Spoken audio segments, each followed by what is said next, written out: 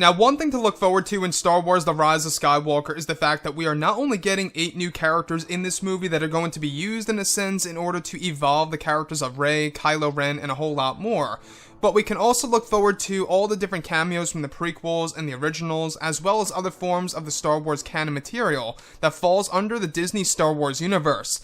This is Mike Zero. If you guys are new to the channel, do make sure to subscribe to see future Star Wars content. So, one great thing about Episode 9 so far is that we do know that this movie really is being used in a way not just to end the sequels, but in order to end all the 8 movies that come before it. And that, to me, it sounds like a very big task by J.J. Abrams and crew in order to get this down correctly. Now, these past couple of weeks or so, we've been learning a whole lot more about this film, and when it all comes down to one of the set leaks and the concept art descriptions, this is where things begin to get very exciting for Episode 9.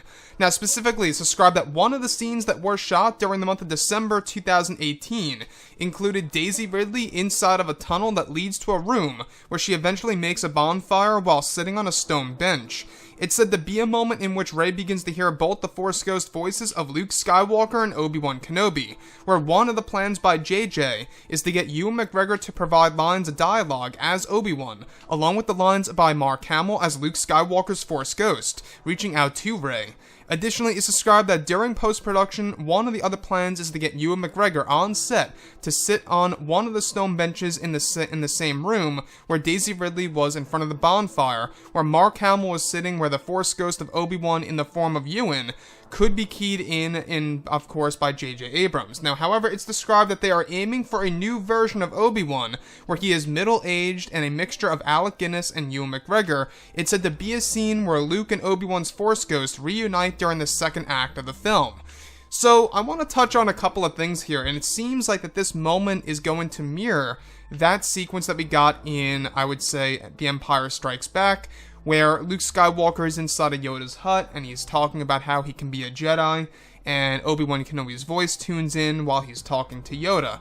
Now, yes, at the time, Yoda was not a Force Ghost, but there were 2 Jedi that Luke Skywalker was talking to, and it seems like that's exactly what JJ is trying to do here, except both Jedi in this scenario are Force Ghosts as opposed to what was done in Empire Strikes Back, where Yoda was alive at the time, where Obi-Wan was a Force Ghost talking to Luke.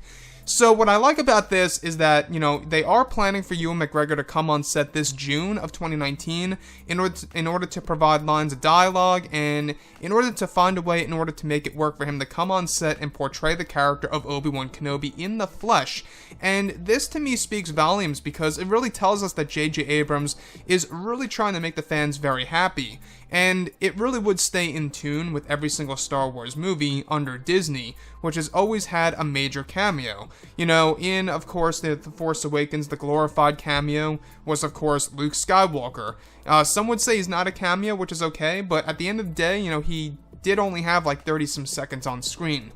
And then, of course, in The Last Jedi, you had, other characters like Yoda and stuff like that. Rogue One, you had Leia, Tarkin, and Darth Vader. All of these different cameos, right? And it's a very great thing because it really does bring us back to the originals and the prequels while we are still focused on the Skywalker saga. So, the other piece that I do want to go over is how this sequence involves both Daisy Ridley, Mark Hamill as Luke Skywalker, and what plan is for Ewan McGregor to be in the form of a middle-aged version of Obi-Wan Kenobi, while also providing voiceover work for the sequence in which both Luke Skywalker's voice and, of course, Obi-Wan's voice are reaching out to Rey before they begin to appear in front of this bonfire that Rey starts inside of this temple or this Jedi section or the Jedi runes, whatever have you. So, this most likely is going to be based within the Lost City, as we have been talking about the Lost City for a very long time. This is JJ's way of inserting a lot of Jedi and Sith lore in a very specific and unique way that fans have never seen before on the big screen. It kind of reminds me of something straight out of, Raiders of the Lost Ark, or something out of Tomb Raider, mixed with Star Wars content. So, we'll have to wait and see exactly how that's going to work, but I'm still very excited to see all the different Jedi statues and the artifacts that Kylo Ren and Rey will use in this movie.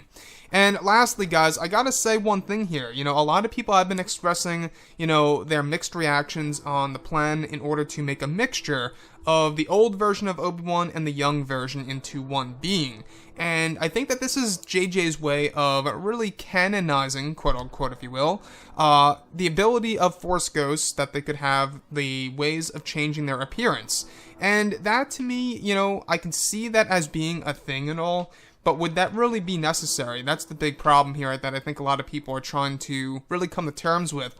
I think that if you're gonna bring back the Force ghost of Obi-Wan and stuff like that, like Anakin, bring them back the way that we saw them, right, at the very end of Return of the Jedi. That's what I would love to see. But guys, I gotta say, I'm very excited, you know, what they're doing with Ewan and what they're doing, you know, with everything related to different cameos in this movie. And if you guys did enjoy the content for today, do make sure to drop a thumbs up on this video to support the channel. I thank you all so very much for the kind support, and I'll catch you guys next time.